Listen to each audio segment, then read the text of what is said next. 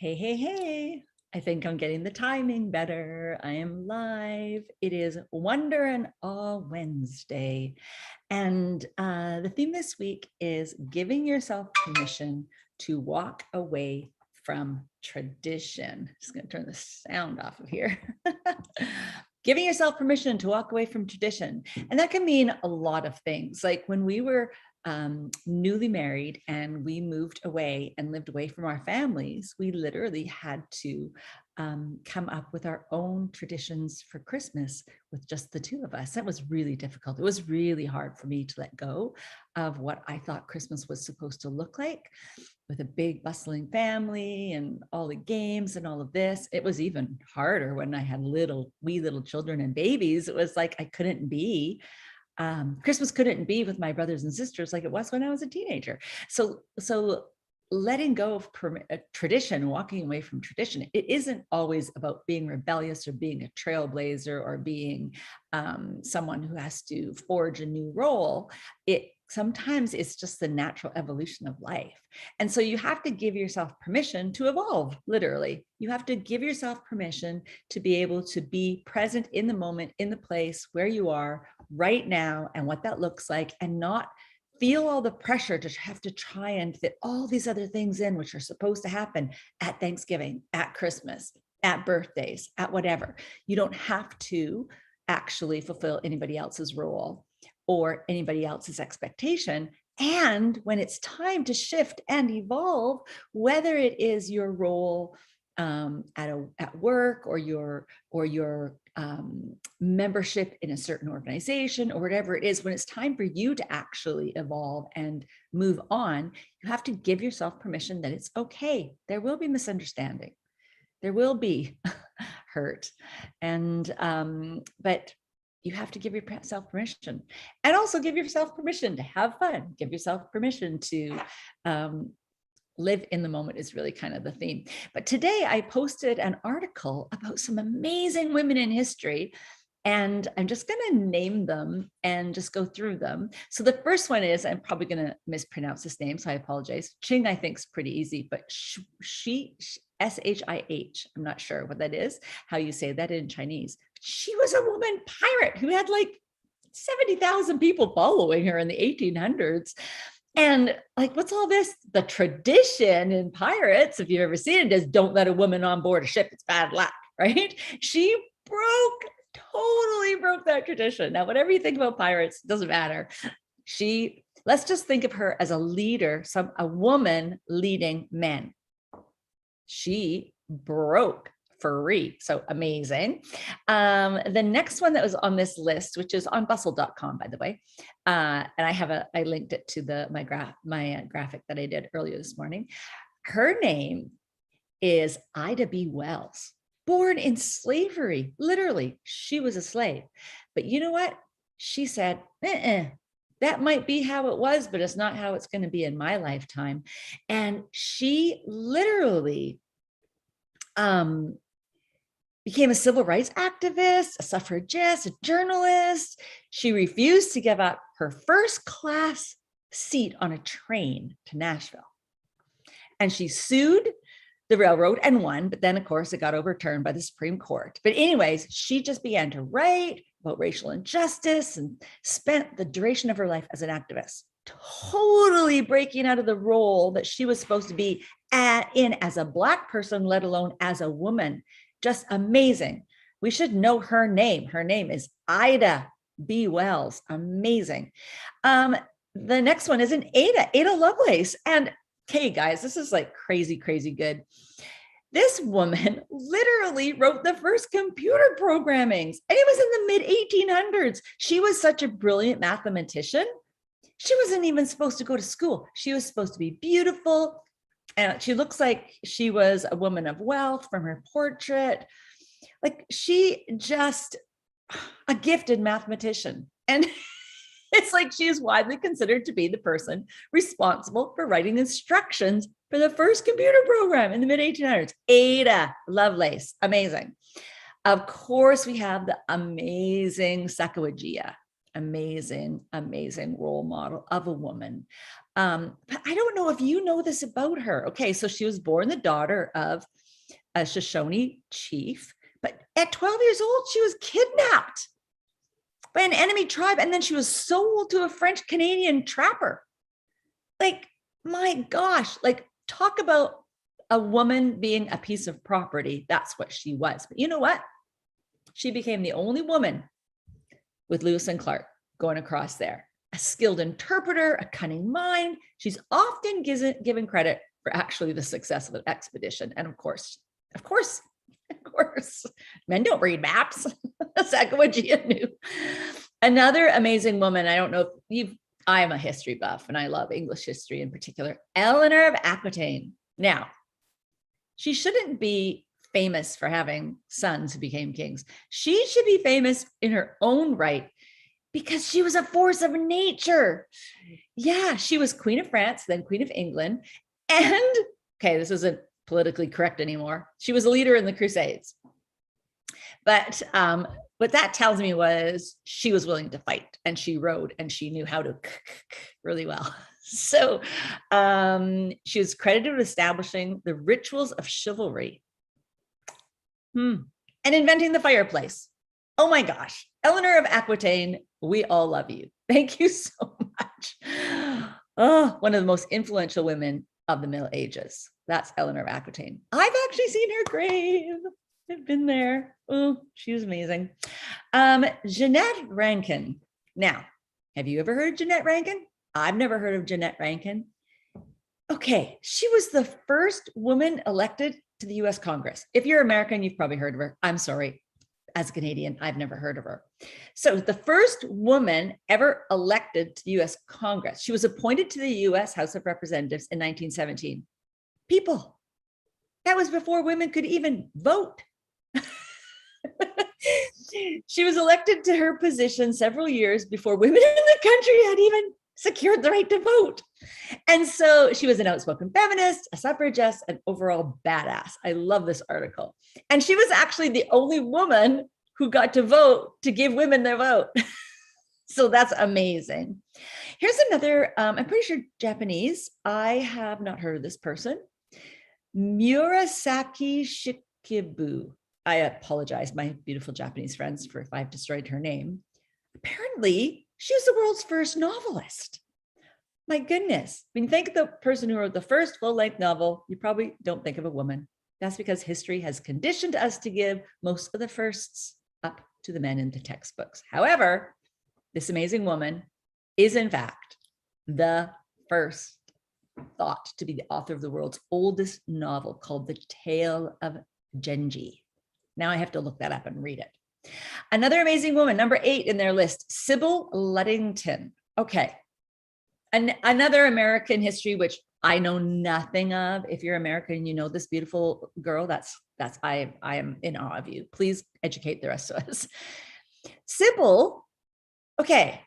I mean, I've heard of Paul Revere, right? I mean, even as Canadian, I've heard of Paul Revere.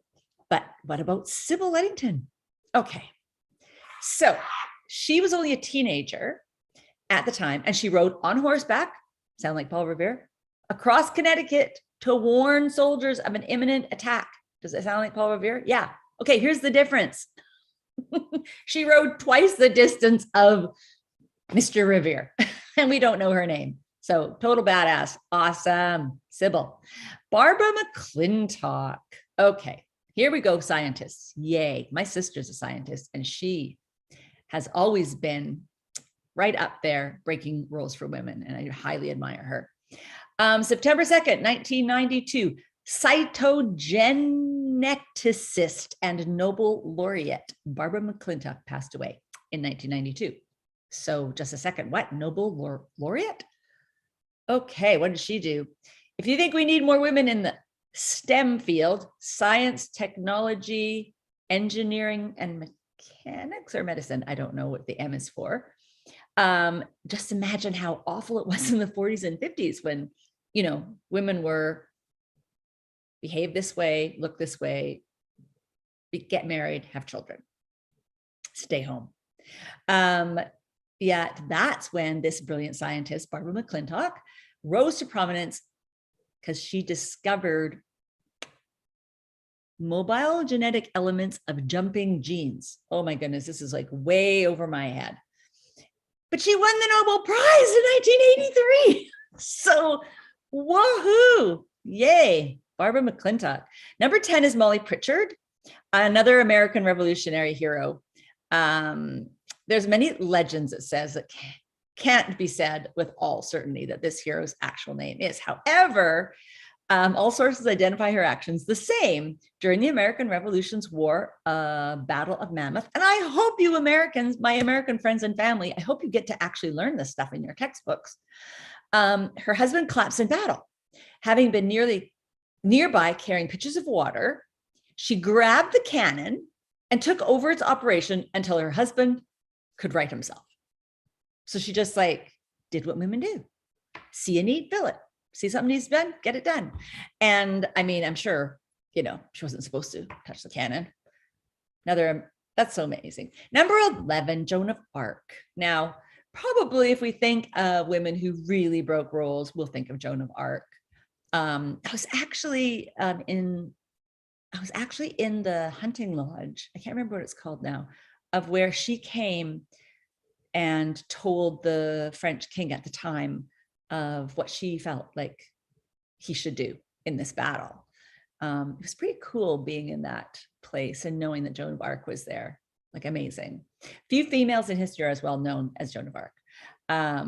Tenacious peasant girl led the French army to momentous victory. And then she was burned, and then she was captured and burned at the stake for being a witch, basically, when she was 19. A lot of women get burned when they dare to step out of either gender roles or just roles or expectations of what they should be doing with their life at what time. I know it's not the same as it was when I was younger growing up. I know there's a lot more freedom, but I also know there's still a glass ceiling. There is still inequality with pay. There is still the little sniggering and whatever. If a woman is forthright, then she's a bitch. Or if she's determined, then she's, just a go-getter. Like, what do they call her? Like a gold digger or whatever. And stuff like this. So like there's still kind of all that background kind of chatter that's in there, even though there have been a lot of amazing successes and women have been to been to space and stuff like that. And it's amazing. But I think still women do get burned. And I think people in general, I think people in general as well get burned when they choose a different path for themselves. I'm a certified life coach, and we talk about dreams and for yourself and goals for yourself a lot. And one thing that always comes up is that it's not, you don't have to do your pastor's dream. You don't have to do your father's dream, your mother's dream, your spouse's dream, even your children's dream. You're supposed to know and go after your own unique passion and purpose. And I am all about that. I am passionate about people finding their passion and purpose. And so the thing is that people still kind of get burned, and it's sad, but it happens. So Joan of Arc, amazing. Number 12 in the list is Queen, please, my Hawaiian friends, please forgive me if I don't get this right. Queen Liliuokalani. Okay, something like that. So she was the first queen of Hawaii. Oh, I love it. I love that she was. So her younger brother passed away in 1877, and she was named her heir to his throne. And she became Hawaii's first queen and the state's final sovereign. That's kind of sad. I know there's still royal Hawaiians out there. I think that's amazing. That was annexed by the US in 1898. I'm not, like, don't get me wrong, I'm not anti-American, but I think it's kind of sad that Hawaii didn't stay a nation of their own and with their beautiful culture and everything. But this woman, again, she was the first one. So that's pretty amazing. So what do I see in these stories? you know what? Oh, just a second. I forgot the last one because there was 13, Amelia Earhart. I was like, just a second. I put Amelia Earhart's picture on. Amelia Earhart. What can we say about Amelia Earhart? My middle name's Amelia. She decided on a whim to learn to fly after watching an air show. And then she, flew across the Pacific in 1937. And unfortunately, she disappeared while circumnavigating the globe. But she's not the only one that flew. And in fact, if you look up the history of flight, women in flight, you will find some amazing, fascinating stories, especially like in World War II, I want to say, maybe when they had airplanes in World War I, yes. So with Camel. But there were women pilots. And we don't learn this in our history. I think that's like really sad. So what do I see when I see these women? I see women who chose to be leaders, even leaders of men. I see women who chose to stand up for injustice for themselves and for others. I see women who embrace their intelligence and their mind, and they decided that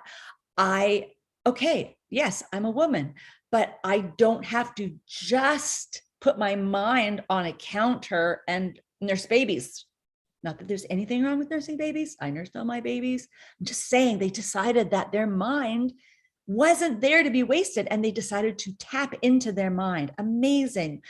I see a woman like Sacagawea who rose above her circumstances, rose above her trauma and pain and sorrow, and kept putting one foot in front of another, literally to cross the continent and lead men. Amazing, with her daughter on her back, like just amazing. I see women who had power, who had privilege, and still yet pushed more to feel more alive, to feel more themselves. And I think that is kind of a clue as to giving ourselves permission to break free from tradition. If you feel less than, if you feel like there's something else you're supposed to be doing, to me, that's when you have to like look at the limiting mindsets and or roles that you have put on yourself or you've let other people put on you, and give yourself permission to walk away from those. So that's kind of what I see.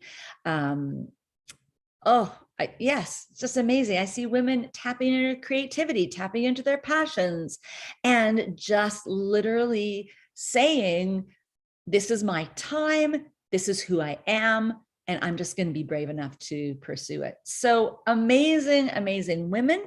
I put that, there's a link to that article in the post I did earlier today. So the wonder of it is that they had the guts, the courage, the tenacity to just push against the tide, and or probably like even their own inner dialogue, to just truly be who they were supposed to be, and to do what they felt they needed to do, and to contribute to society what they felt their gift was to give to society, whether it was to fight for civil rights or to lead or to inquisitively pursue science and share their work like the novelist, like just amazing. So I want you to be in wonder and awe of yourself and of your own potential. I want you to be in wonder and awe of an amazing God who created woman out of the side of the man, not his heel. And just be true to yourself and tap into your passion, your purpose, and be all that you can be. Right on, Wonder and Awe Wednesday. I'll be back on Friday for Freedom Friday. And it'll still be on the theme of giving yourself permission to walk away from tradition. So I hope you all have an amazing